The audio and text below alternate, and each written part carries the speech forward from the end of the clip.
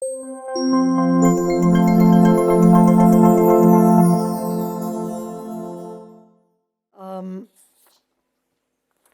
bi začela z vami, gospod Marko Lotrič, če smem. Skratka, zakaj smo vas tudi povabili? Ne samo, ker ste predsednik Državnega sveta, ki deluje kot na nek način bolj posvetovalno, morda v določenem delu telo, ampak skrati pa zelo sodelovalno, ker ima zelo različne deležnike noter, oziroma predstavnike. In vi ste v bistvu prišli s strani gospodarstva, ker ste bili dolgoletni direktor Meroslovje Lotrič. Ja, tako. In sicer podjetje, ki vam je v bistvu uspel tudi en mednarodni preboj, a ne? In ker me je zelo nagovorilo, da ste stavili na odličnost, zaupanje in sodelovanje. Pa bi vas tukaj povabila, kaj lahko v bistvu s tem prinašate recimo v energetiko in temu, kar ste do zdaj slišali. Ja, hvala lepa in lep pozdrav tudi v mojem imenu in pa imenu Državnega sveta. Res je, Državni svet je pravzaprav lahko rečemo ena platforma izmenjave različnih mnenj, zato bo tudi moj pogled mogoče na tole energetiko pravzaprav mečken drugačen, pa bi se najprej vprašal, kdaj so se problemi začeli. Tisti, ki delate v energetiki, boste rekli že takrat, ko sem sam prišla, že takrat so bili problemi.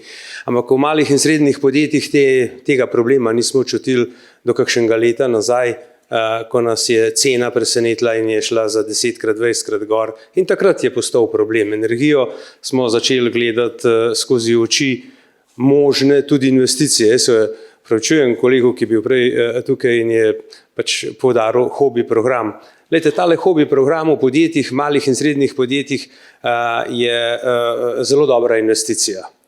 Ta investicija, če rečemo, investiraš 50.000 evrov, imaš povrnenih v dobrem letu in pol.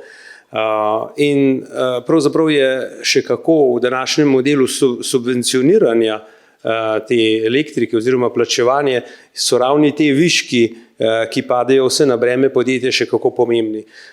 Torej, jaz mislim sam, da odgovor na zdajšnjo situacijo, na zeleni preboj, je v tem, da poskrbimo pravzaprav najprej doma, potem v podjetju, kjer delamo in pač tako naprej. Gre za to, da nam ni treba čakati, da bomo zgradili jutri nuklearko 2, ampak verjamem, da jo bomo enkrat, ampak do takrat, da jo paramo, pa lahko na vsak način, vsak pri sebi poskrbi, da pač ne bo vzemal neko energijo iz sistema, ampak jo bo lahko sam proizvedel.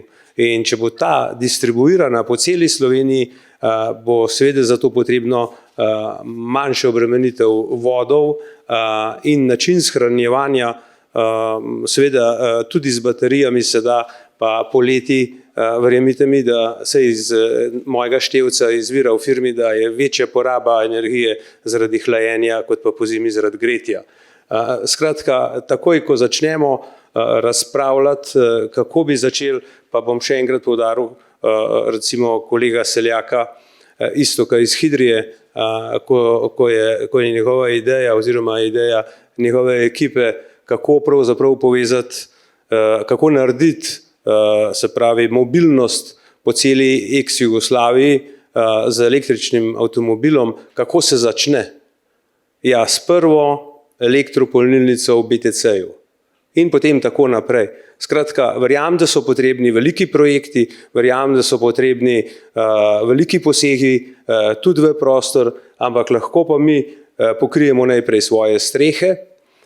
Prej, ko smo se pogovarjali, koliko moramo pokriti, 3000 hektarov in tako naprej, sem si majhen pogooglal, kaj to pomeni. En hektar je približno eno nogometno igrišče, 100x100 metrov. Spravi, eno dobro nogometno igrišče je 3000 nogometnih igrišč bi morali v Sloveniji pokriti, da pridemo do teh 3 teravatov. Mimo grede, nekaj od tega, dobršen del od tega, se mi zdi, da bi, kot sem rekel, malih in srednjih podjetij, potem pa tukaj noter maksimalno vključiti tudi kmetije. Kmetije same po sebi težko se preživljajo, če jim pa damo moč kot neko dopolnilno dejavnost, jih podpremo. Oni imajo tudi precej, če ne nazadnje, samo streh, da ne bom rekel površin. Vem, da nastajajo problemi, kar se tiče enostavno povezav, distribucije elektrike, pa vendarle tukaj noter verjamem, da bi znala tudi država prav pomagati na način, da pač te stroške pač pokrije. Zaradi tega se mi zdi, mislim, da je bilo že tukaj omenjen, pa s temu zaključujem, zdi se mi nezaslišano, da Slovenija plačuje penale Evropski komisiji, hkrati pa trenutno nimamo nobenega odprtega razpisa. Hvala. Hvala lepa. Gospod Paravan, eden izmed dveh stebrov, zdaj v bistvu, kako boste zdaj v tem precepu na nek način velik projekt nuklearke, na drugi strani pa ti fotovoltaika, oziroma a je možno, a boste peljali oboje vzporedno, zato ker v bistvu ni začakati. Vi ste rekli najprej 2035. leta, mislim, da je bilo napisano, da bi nuklearka lahko, ko je imel Jan predstavitev 2035, pa da je to najbolj optimistični scenarij, kaj do takrat, to v bistvu 7 let bo že mimo in teh 3 teravatov še ne bo.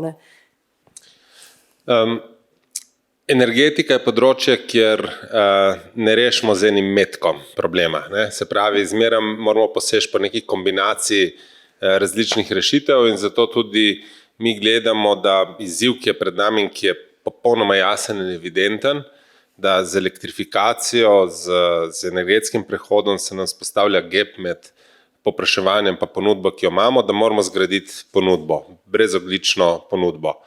To je popolnoma jasno in da to zapolnimo, je tudi 2 poti ali pa 2 sklopa tehnologij vidimo kot tiste najbolj primerne, da to stvar zapolnimo, in to so jedrske tehnologije in obnovljivi viri. Jedrske tehnologije terjajo svoj čas, se pravi, realno gledano ni šans, da bi imeli elektrarno novo jedrsko priključeno pred koncem 2035, in to pomeni, da v vmesnem času moramo delati maksimalno na obnovljivih virih. To pomeni ne, da z jedrsko karkoli čakamo, istočasno delamo maksimalno na obeh poteh in potem bomo lahko s tako dinamiko ali pa neki približno temu šli. Tako da tudi zaradi tega v našem podjetju, v naši skupini prenavljamo zdaj strateški razvojni načrt in ta je osnovan na 2 vrstah razvoja ali pa 2 vrstah investicij. Eno so investicije v obnovljive vire pa prožnost in drugo so investicije v jedrske tehnologije. Tako da mi bomo zasledovali obe poti, tudi danes imamo v skupini oboje vrste tehnologij in smo pač firma, ki smo velika firma, imam kup izkušenj, veliko strokovnjakov, se strinjam z gospodom Šterkom, da imamo en kup profesionalcev in ti profesionalci ne treba dati čas in možnost, da lahko te projekte razvijajo. Hvala.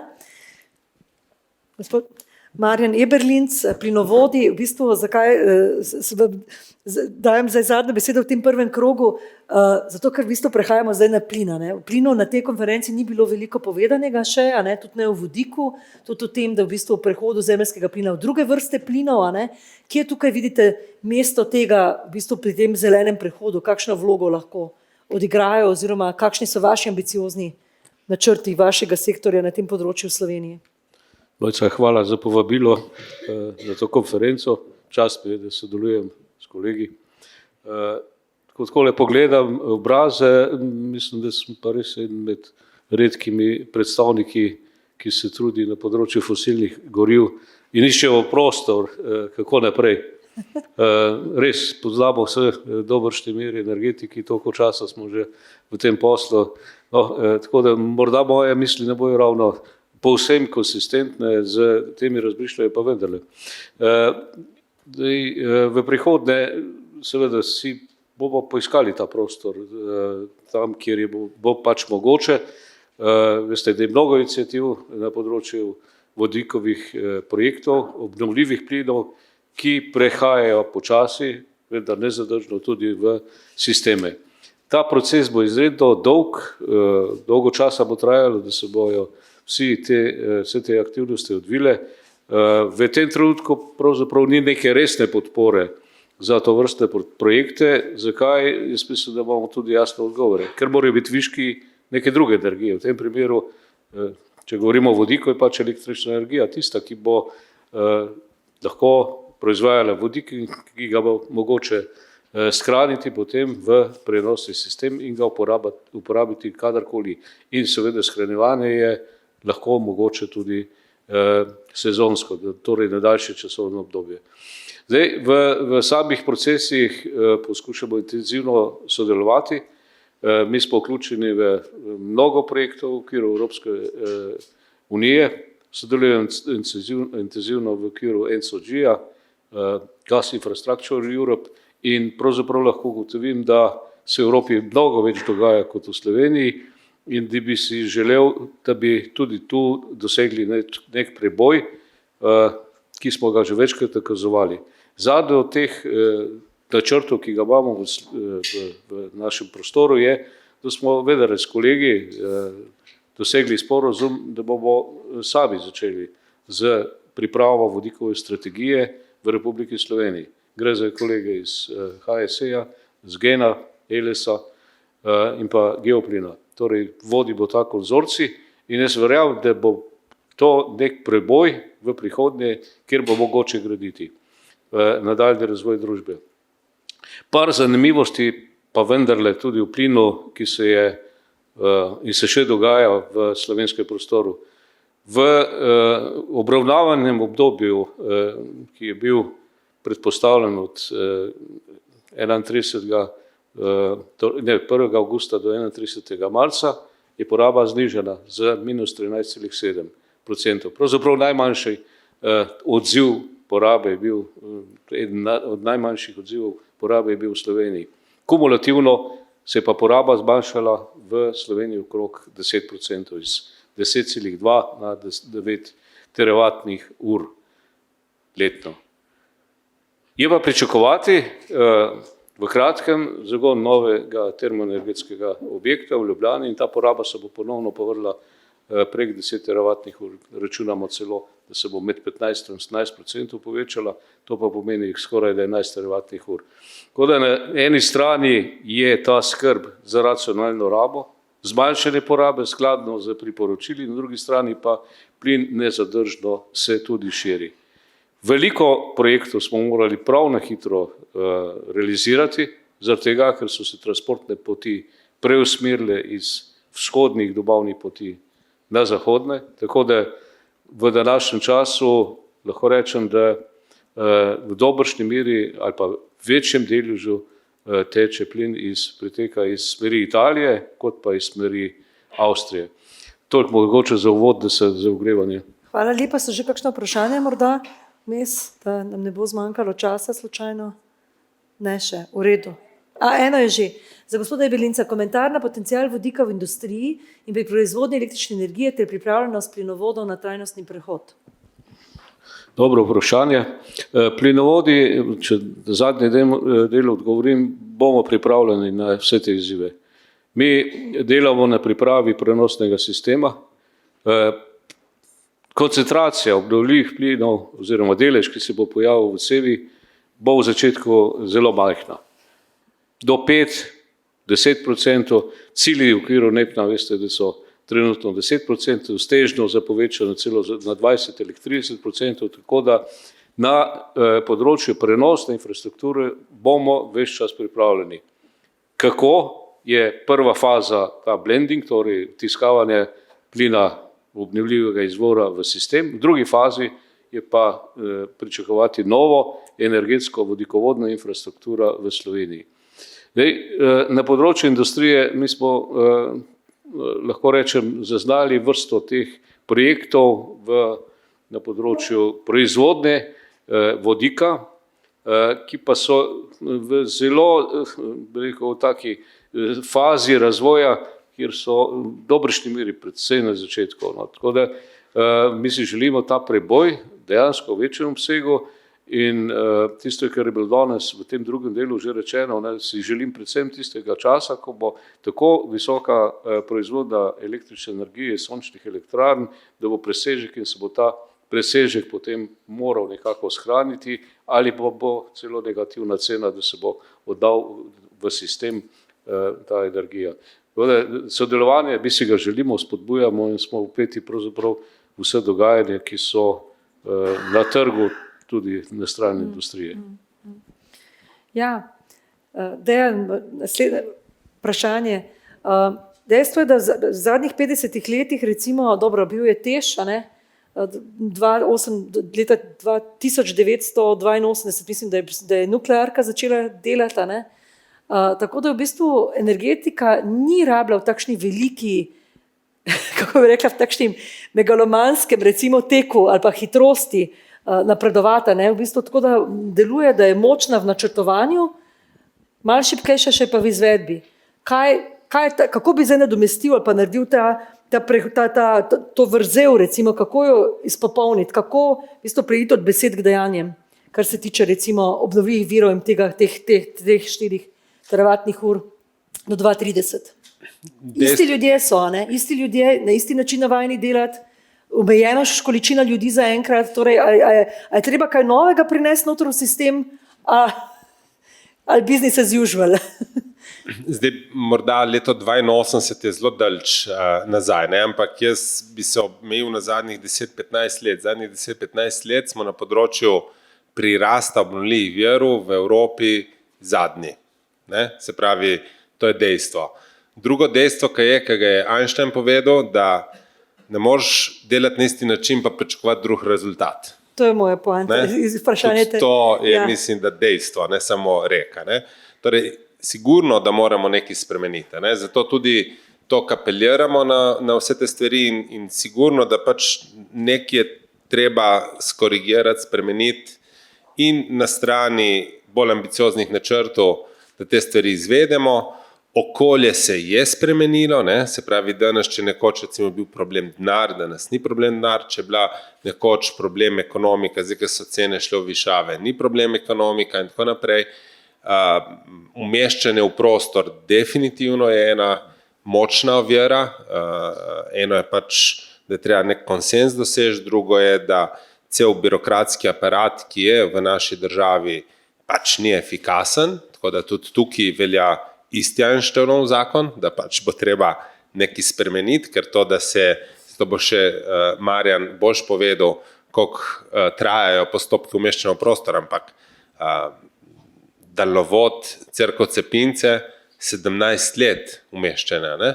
Se pravi, pač na tak način ne bomo dosegli tistih 3000 MW do 2030. Tako da jaz mislim, da vsi deležniki v verigi z velikim poudarkom na aparatu, ki omogoča ali pa ureja umeščanje v prostor, bojo morali korenito spremeniti način delovanja. Hvala. Bi karkoli dodala, gospoda, k temu? Ja, mogoče veliko se, oziroma ves čas se vrtimo okrog zelenega prehoda, obnovljivi viri energije in verjamem, da seveda na kratki rok in usporedno z gradnjo, če ne rečem, nuklearke, pravzaprav nimamo druge rešitve.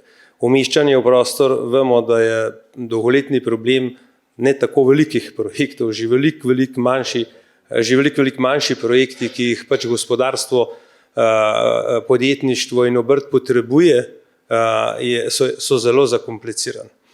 Moramo pa nekaj vedeti, če ne bomo zadostili potrebam, ki jih imamo tako v Sloveniji kot v Evropski uniji, jih bomo pripeljali od drugje.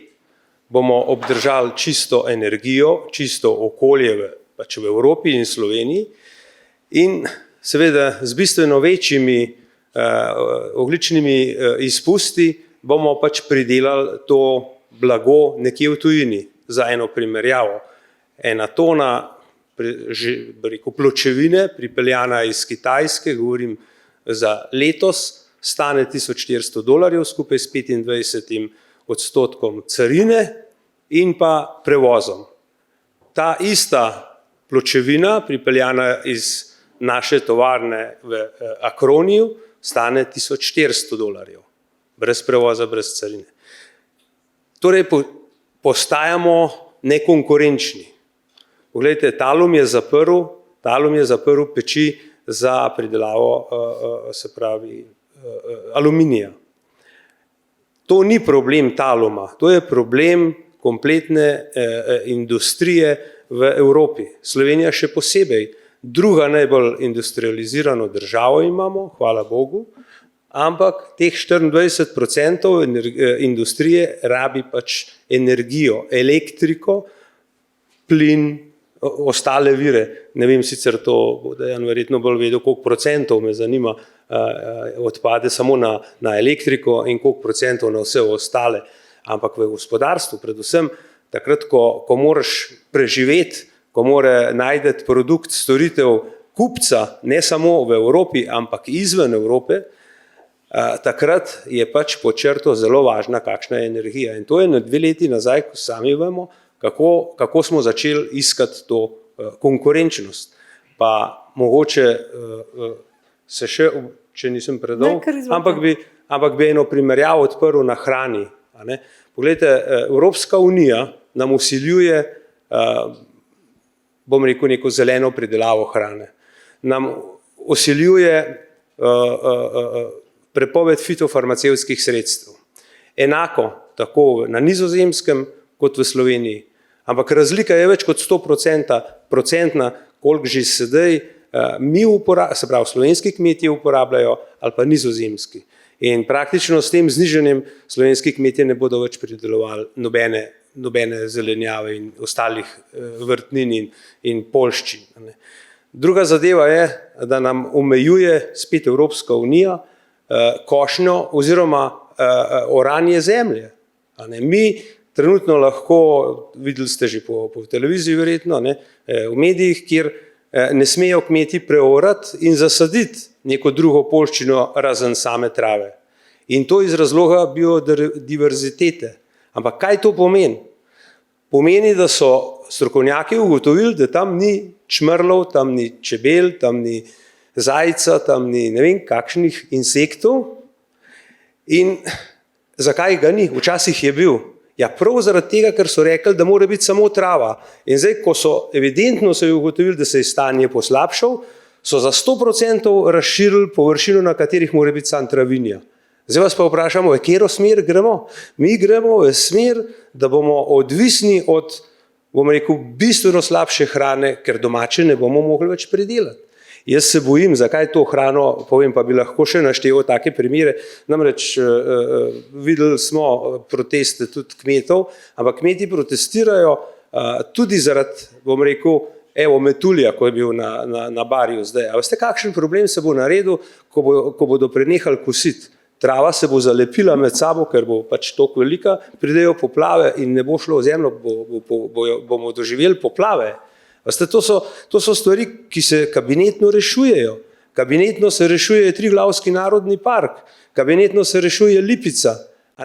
Mi moramo spustiti do ljudi, ki upravljajo, kot ste vi strokovnjaki, pa bom potem še eno na to temo rekel, kako se upravlja. In moja skrb je v tem, da nas, bom rekel, Evropa sili v odvisnost od tujine.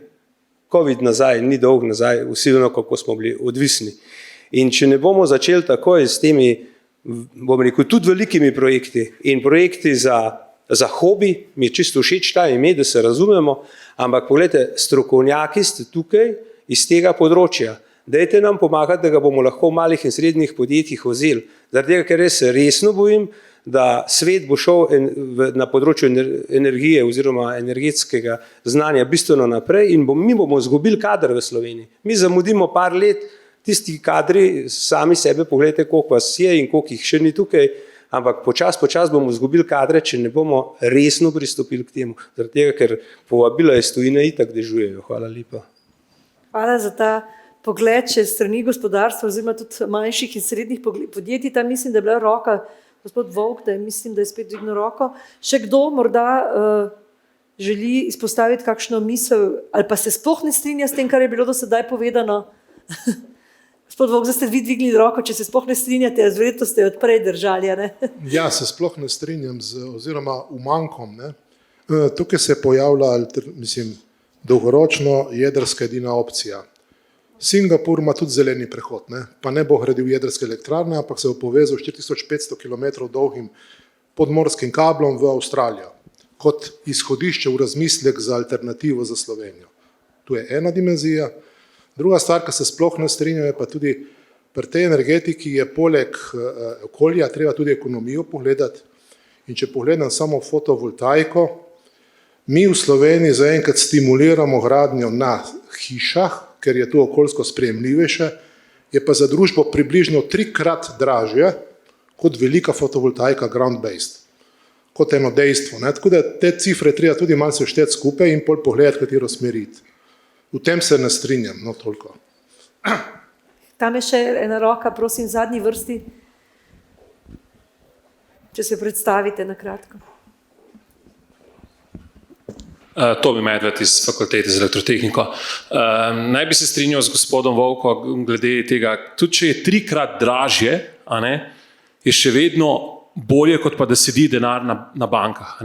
Slovenija ima oziroma Slovenci smo, mislim, da med enih v top 3, glede na število, glede na višino denarnih, bom rekel, zalog na bančnih računih, kateri nam z inflacijo nam inflacija požre vsako leto 10%.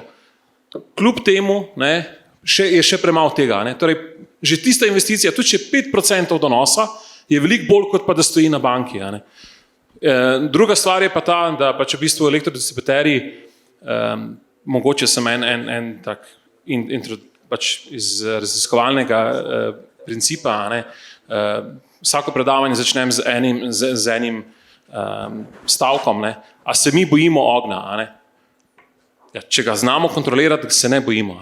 Problem distribucije in pametnih omrežij je v bistvu, da ne delamo toliko na observabilityju, pa na kontroli. In če se tle, bi se moglo veliko več povečati vlaganja, konec koncev na point of common coupling pustiti, povedati tehnične zahteve, pa naj se podjetja potem ukvarjajo s tem, a bojo inštalirala baterije, sonce, avto, karkoli povezovali naprej. In tle bi se odprl en tak, bom rekel, investicijski cikl. Hvala. Hvala lepa, gospod Medved, za ta prispevek. Še kdo kakšno mnenje oziroma vprašanje? Še vidim kakšno roko? Ja, izvolite, tukaj, gospod Šterk.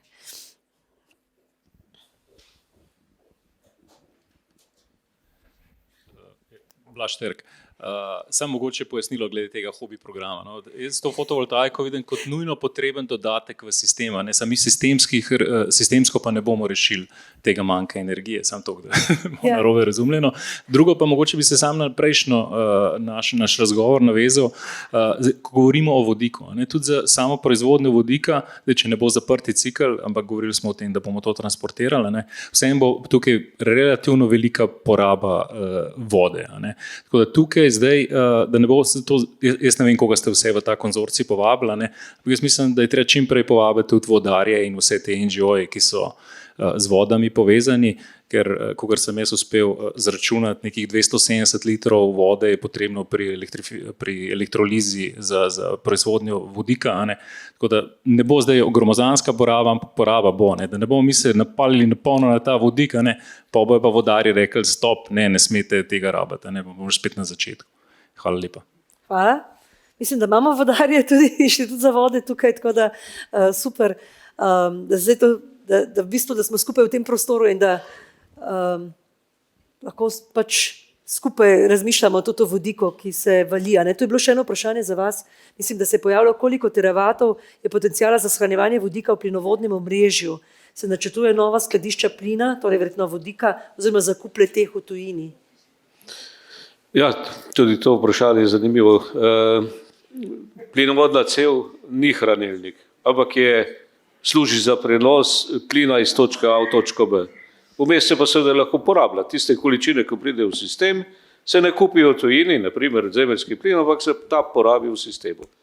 Seveda ga je pa mogoče transportirati do skladišč, kjerkoli že. Mi za zemeljski plin uporabljamo v Sloveniji, torej dobavitelji uporabljajo tako skladišča v Avstriji, na Hrvaškem in v Italiji. Tako da v bistvu gre za ta pristop, koliko je mogoče tega transportirati na letni bazi. Lahko tako odgovorim, 10 teravatnih ur plina je v sistemu trenutno prodanega, torej je v skrbi skozi palc, ne. Treba je potem preračunati malce energijske vrednosti, pa load factor enega in drugega plina, pa lahko rečem, da smo kar nekako primerljivi za to številko, ko sem rekel, da je mogoče pretransportirati oziroma oskrbovati Slovenijo s temi količinami. Glede še tega komentarja, pa vendarle bi si dovolil tudi reči, ne, ko ste omenjali, kako je z vodikom vnaprej, mi začenjamo strategijo. Marsikaj drugega smo tudi že naredili, naprimer ugotovili, kaj lahko v našem sistemu, tehnične parametre, ampak strategija, ki jo delamo na način, da želimo sodelovati s pristojnimi, vsemi, je ta prvi korak vseh nas akterjev. Torej, v bistvu gre za podjetniško iniciativo, kar na koncu je tudi dobro. Torej, ni naloga v tej fazi še, da bomo ugotovili v strategiji, kaj hočemo, ampak tudi neke tehnične parametre seveda bojo obdelani. Glede tega vprašanja, glede tudi drugega, kako vidim biometan in pa iz bioplina, ja, mi imamo te primere že, so bili prisotni. Seveda čistost, vsi ostali tehnični parametri plina morajo biti ustrezni, da ga lahko sprejmemo v sistem. Bila so celo povpraševanja za 4% metana, ki bi ga lahko sprejeli v sistem, seveda to ni mogoče, kaj potrebno predtem prečistiti in pa ustrezne parametre mora tehnične, kemijske lastnosti mora zagotoviti, da lahko se sprejme. Toliko bolj kot komentarje zdaj. Ja, hvala. Jaz bi zdaj na tem mestu povabila vas, udeležence, jaz imam tu vprašanje za vas v Mentimetru. Kaj je po vašem mnenju resnični izziv pospeševanja zelenega prehoda? Lahko, prosim, ohranite vljudnost, ne, ker je anonimno, ampak lahko si date v bistvu duška. Kaj je v bistvu po vašem mnenju resnični izziv pospeševanja zelenega prehoda oziroma resnični izziv leta 2030 doseči to, kar je bilo na začetku povedano? V tem času pa vas to povprašam, lahko to prosim omakneš, da bodo ljudje lahko svobodno, da boste lahko vi udeleženci svobodno razmišljali in še kaj zapisali o tem, torej kaj je po vašem mnenju resnični izziv. Pa dajmo razmišljati široko, ne, se lahko marsikaj, kar mogoče še nismo pomislili, tako da bomo veseli vašega prispevka k temu nekemu skupnemu snovanju, da sploh vidimo, da dobimo na to platno vsaj nekaj možnih izzivov, kjer vidite, da bi se lahko zatikalo. Nekaj smo jih že slišali, mogoče pa kakšne, ko vi menite, smo spregledali ali pa se še nismo spomnili. Ne? Ja. Lahko kar, kako vidim, jaz leto 30. Nam se bo vodik ali obnovljivi plin pojavil v sistemu leta 2030. Kateri? Obnovljivi plin, katerikoli že, ali bo to, verjetno bo vodik. Ta se bo pojavil. In naš sistem v Sloveniji mora biti na to pripravljen. To je projektni cilj, ki ga bomo tudi do takrat realizirali. Ne bo 100%. Želeli bi se tiste procente, ki sem prej rekel, po okviru NEPN-a. Tudi sem že rekel 10% stežno za več, ampak naša naloga plinskega sektorja je, da ta plin, ko bo prišel mogoče iz Italije, iz Afrike, da ga lahko sprejmemo v sistem. Hvala lepa. Moram reči, ker niste bili morda čisto na začetku, ko smo se pogovarjali tudi o omrežjih, ker tudi seveda vsak obnovljiv vir oziroma vir energije rabi pač tudi omrežja, je bilo nekako rečeno strani Elesa, da bodo zagotovili, da pač investitor ne bo imel problema, da bo z omrežjem, da omrežje bo pripravljeno.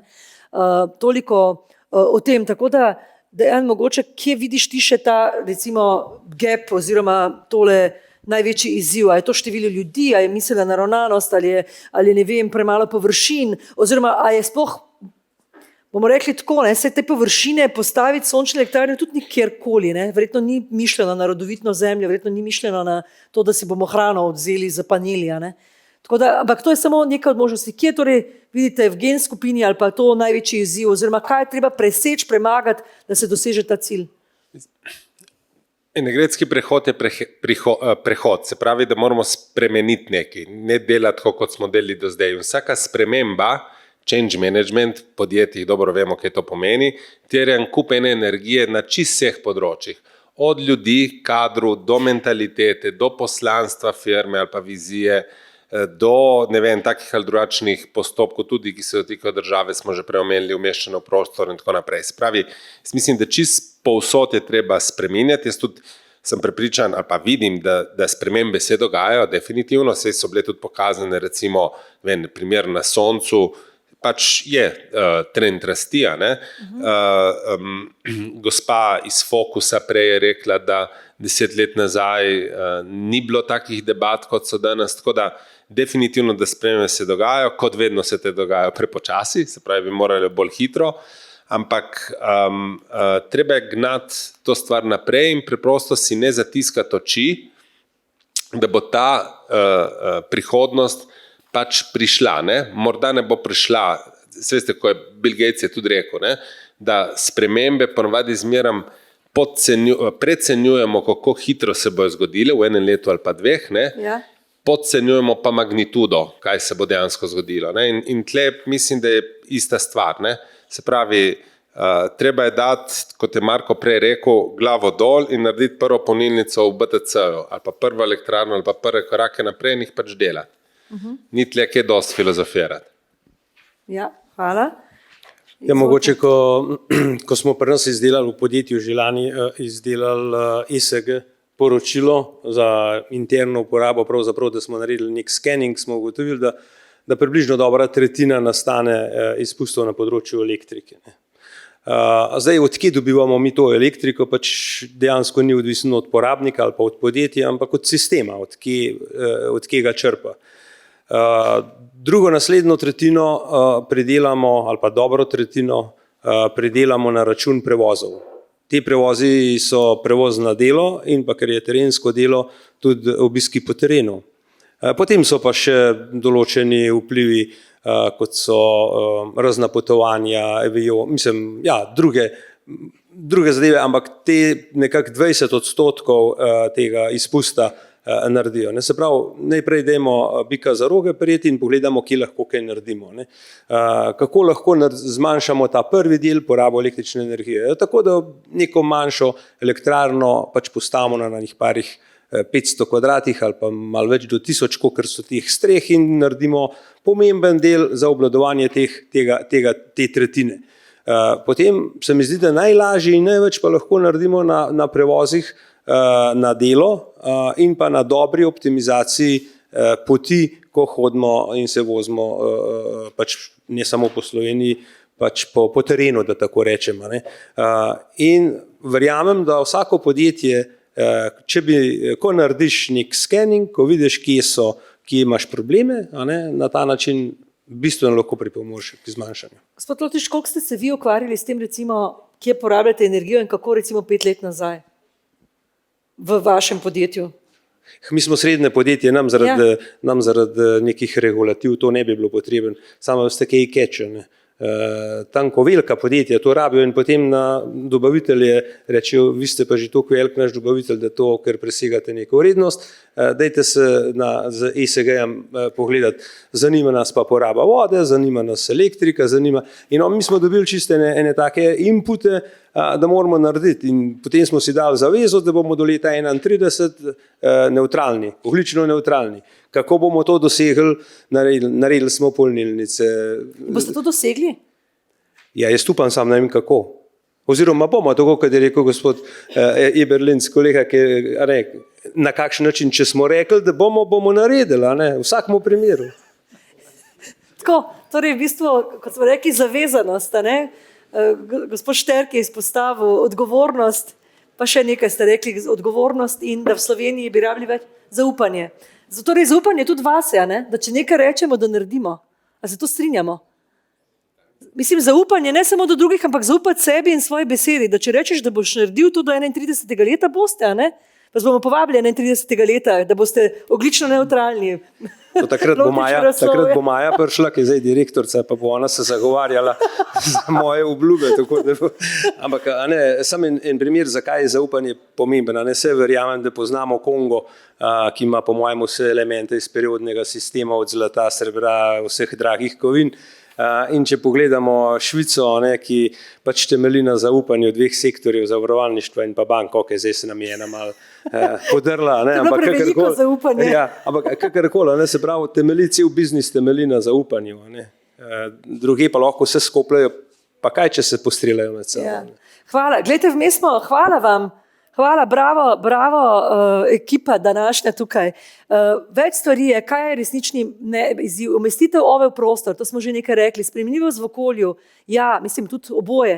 Čas, sprememba v glavah za odmik iz cone obdobja, trg prožnosti, miselnost, zmeščanje prostor, infrastruktura, birokracija, dovolj ponudbe zemljišč za sončnost, elektrarne, zaplankanost, ni izzivov le priložnosti, ne dovolj holistično načrtovanje, prostorska zakonodaja, birokracija, pomembno je razmišljati o odzivanju posameznikom in primernem spodbudam umeščanja v prostor, spodbudni pogoji umeščanja v prostor, zadosten hosting capacity ter zakonodajni okvir, na primer omrežninski, poslovni model, ko je na primer čas vračila investicije, nacionalni konsens, različni pogledi deležnikov, umeščanje v prostor, omejeni finančni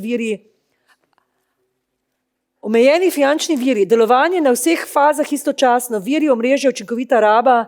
Urša, greš malo še prosim dol, nisem zadnjega do konca uspela prebrati.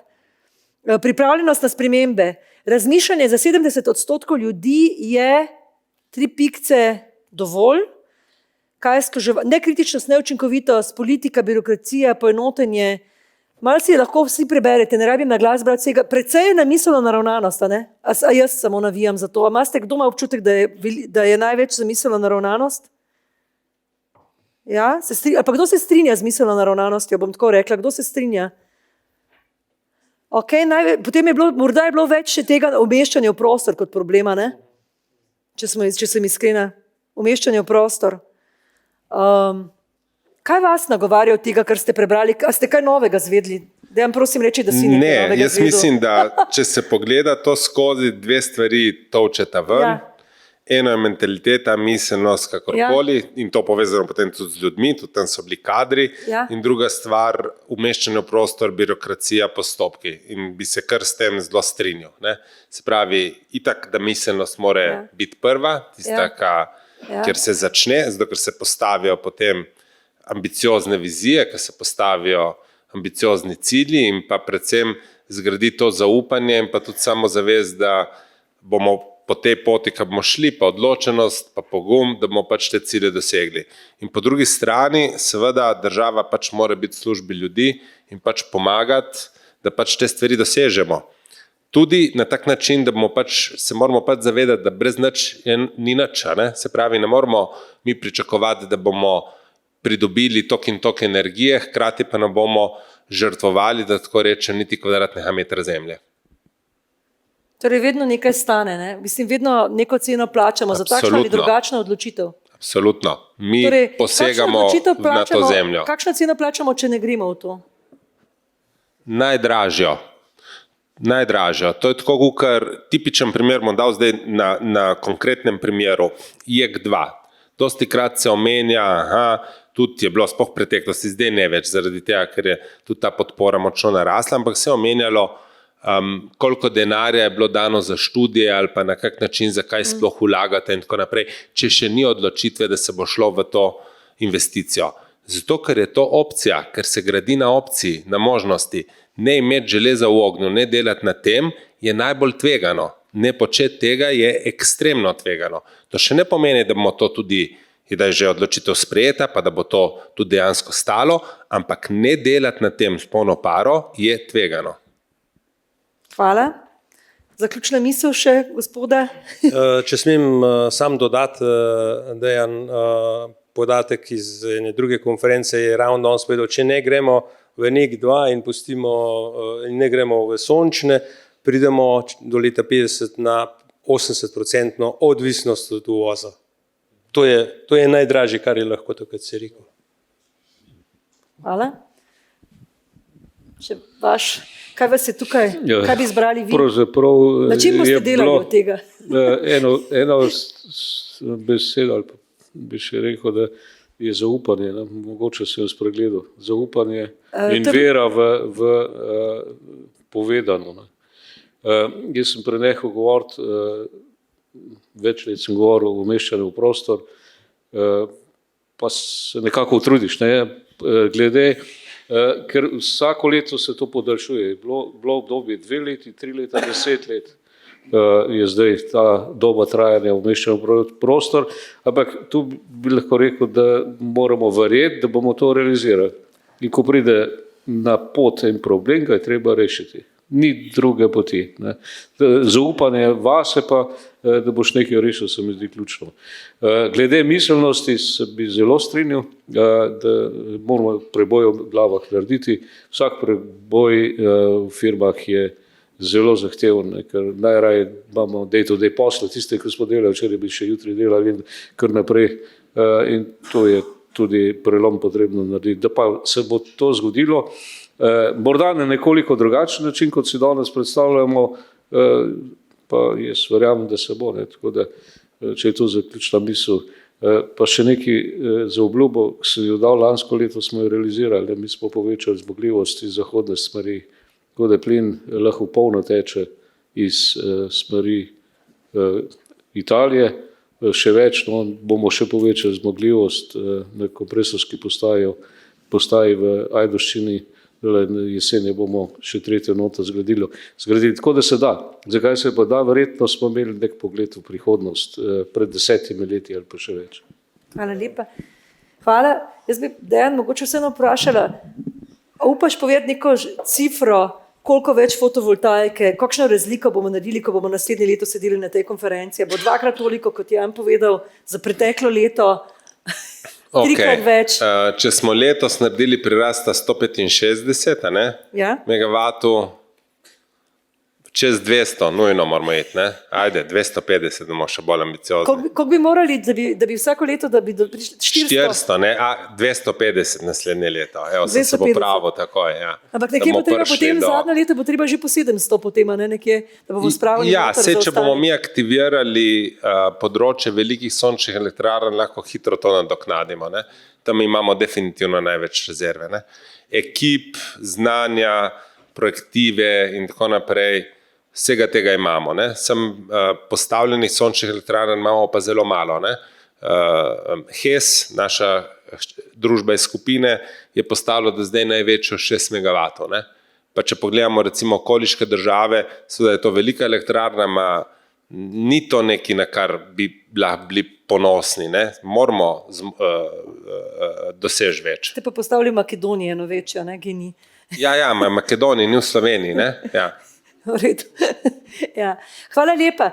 Jaz bi zaključili potem na tem mestu za tem omizjem. Prosim, gospodje, lahko še sedite tukaj.